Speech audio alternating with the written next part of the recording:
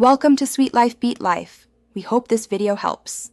You start by verifying basics you need now. Your Wi-Fi or mobile data must be active and stable. Check for 1 Mbps. Next, close background apps that hog bandwidth and force stop Capcut to reset its network state. Clear the app cache so temporary files don't block connections.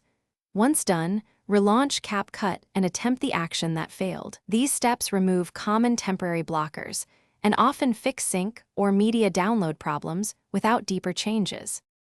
Now you dive into settings to find the real cause.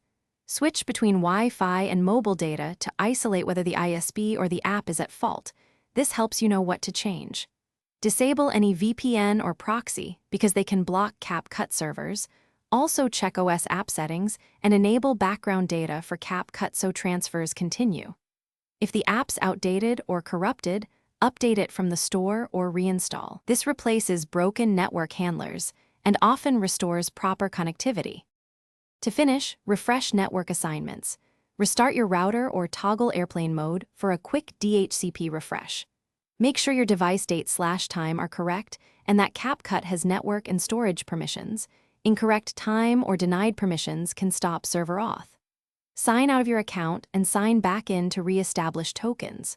If problems persist, try Capcut on another device to confirm whether it's device-specific, and then gather logs to contact Capcut support. This speeds diagnosis. Thanks for watching. Consider subscribing if we helped you.